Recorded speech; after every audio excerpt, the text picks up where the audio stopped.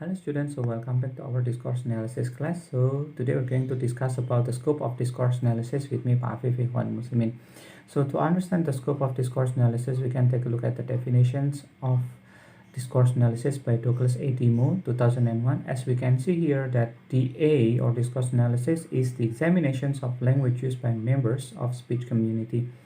And it involves looking at both form and functions in spoken interactions and written text. Discourse analysis identifies linguistic features as well as social cultural factors, topical questions, turn-taking practice, and those things are used to help to interpret and understand different text types and talks. So these definitions already provide us 5 scopes of discourse analysis. The first thing is that discourse analysis is the examinations of language used by members of speech community. So we can understand that different community may have different characteristics of language.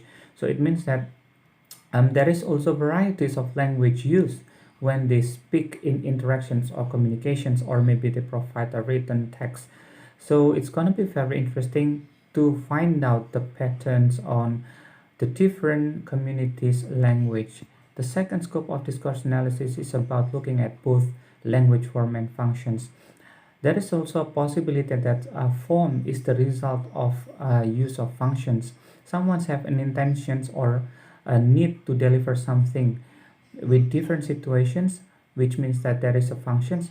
So the persons, there is a possibility to create a different form because they think that the form is a reflection of their functions in the use of language.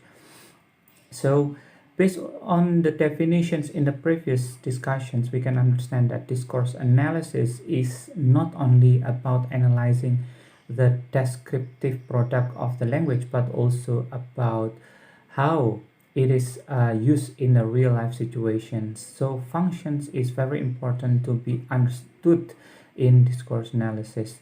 The third scope in discourse analysis is that we will discuss not only the spoken interactions but also written text. So when you find someone make conversations, or they join a speech, or they read a newspaper or magazine, all of those things can be the source or the object of discourse analysis. And the next one, discourse analysis identifies linguistic features that characterize different genres as well as social and cultural factors. It means that genre or text types, or maybe different types of language which is used in communications, as a reflections of a certain intention or function as mentioned in the second scope. So it means that different functions may provide different form of language.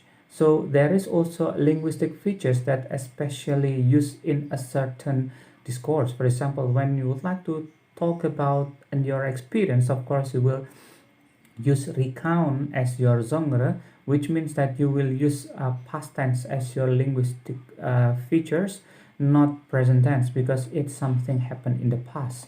So discourse analysis will also identify which genre is appropriate for certain functions and which linguistic features that is appropriate for that genre.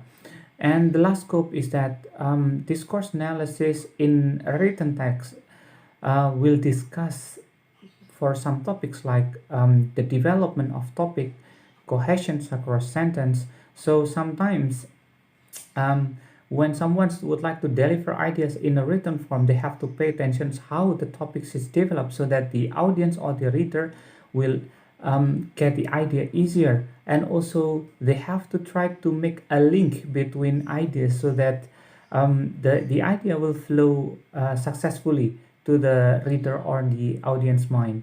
And the next one, in the analysis of spoken language, might focus on this aspect like turn-taking practices, opening and closing sequences of social encounters, or narrative structures. As well as when you remembered about the campaign by the candidates, you will sense that they will use certain ways of delivering ideas, like they try to persuade someone in front of him or her. So it means that this person use a language, spoken discourse, to deliver the ideas in his or her mind with a certain ways or pattern or form, or maybe you can say that there is also a certain genre which is used by the candidates. So here that is an interesting thing here, that of course there is always a functions and a tendency behind the result of a language product. So that is the end of our discussions on the scope of discourse analysis. So we will meet again in the next discussions. So keep learning and keep enjoying discourse analysis. See you.